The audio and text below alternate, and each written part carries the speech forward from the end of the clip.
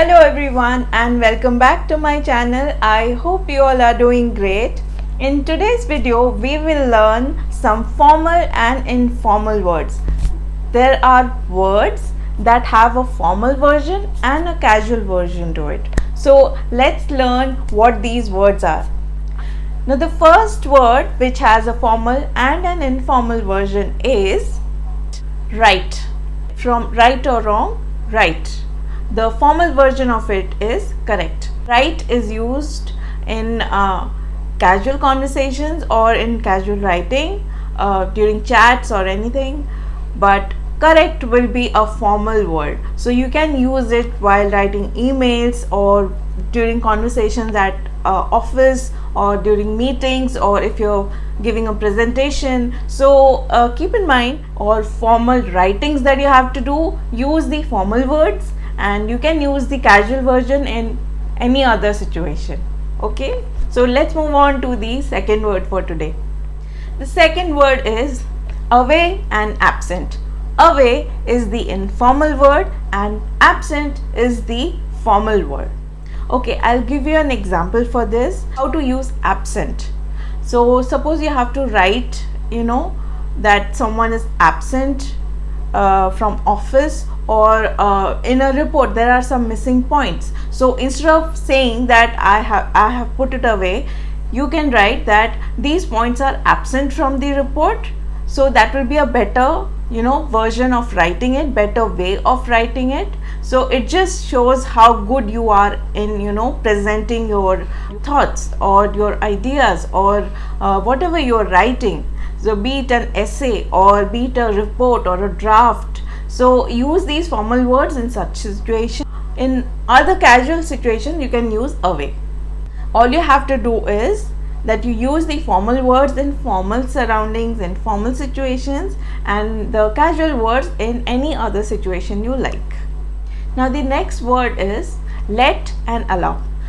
Example, let him come in. That's more of a casual use. Okay, so let him come in, let's go, it is used very casually. But if you have to use the same thing in a formal situation, what would you write? You would say, or you would write, allow him to come in, allow him to go. Okay, so that's the formal word for let. Let is more of a casual word and allow is more of a formal word. Seem and appear. Okay, I'll give you an example so you'll get the idea. It seems that Rita hasn't submitted the report yet. Now, seems is more of a casual use, but if you have to put it in a formal way, what would you write? You would write, it appears that Rita hasn't, submitted the report yet. Okay, doesn't that sound so much better and sophisticated?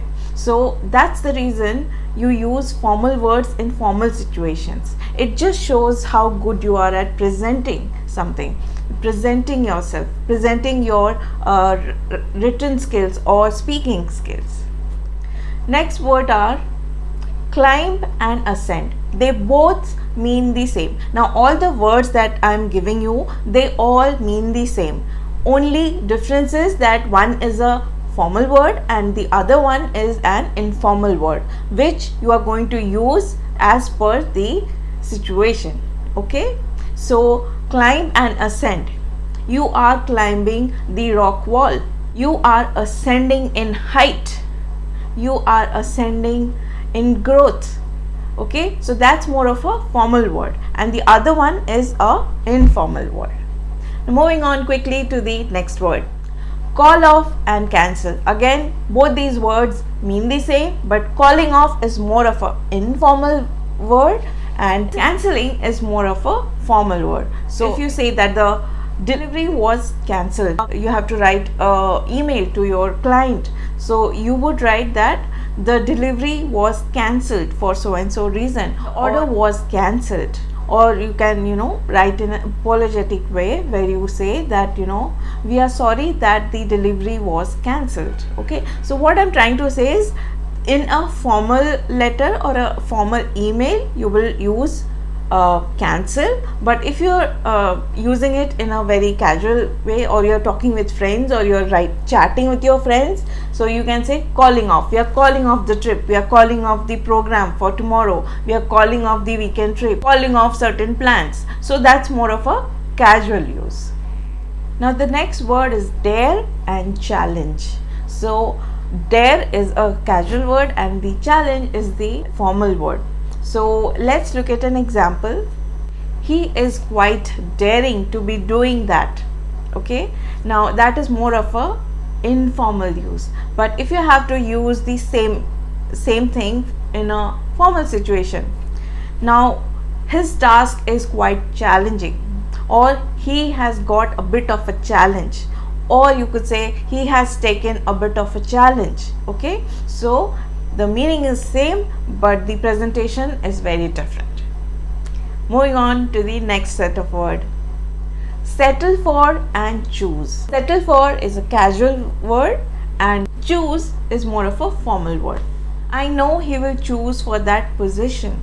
Okay, that is more of a formal use of it. In a casual way, you can say that he is going to settle for that job. He will settle for that job. Okay, that's the difference. We are using it in the same sentence, but it sounds very different. Okay, in the casual version, you say that he's settling off in that job, or you could say he is going to settle off in that job.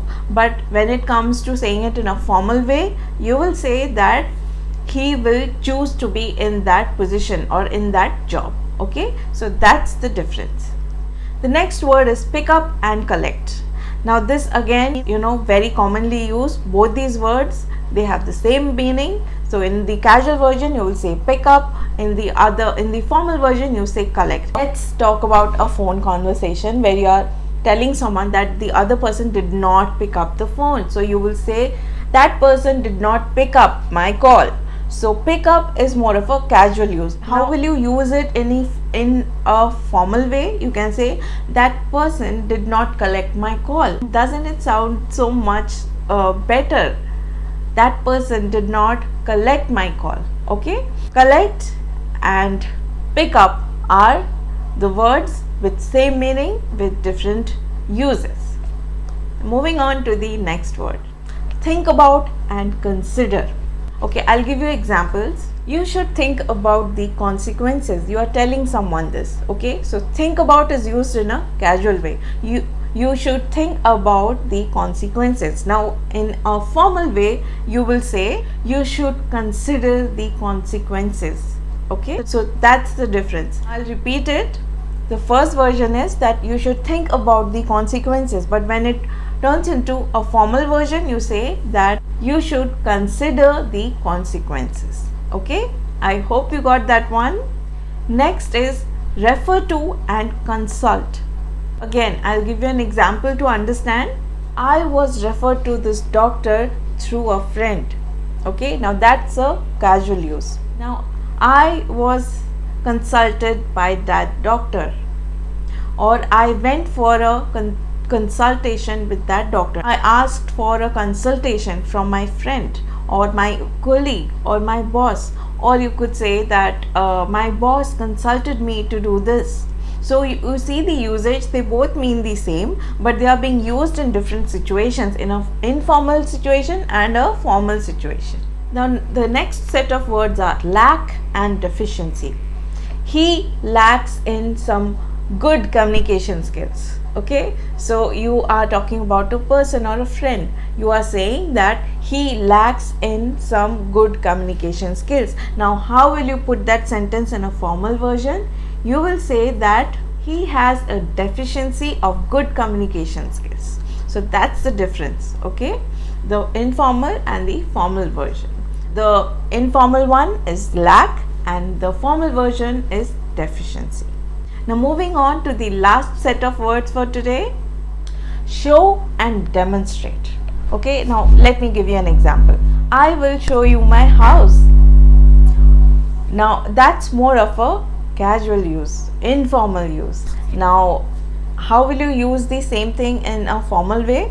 Let me give you a demonstration of this machine. Let me demonstrate you how it works. So that is more of a formal use. You must have heard this word during presentations when people are trying to explain an idea or a fundamental of, or if they are trying to explain a mechanism, they use that term demonstrate or demonstration. Okay, but in a casual way you can say show.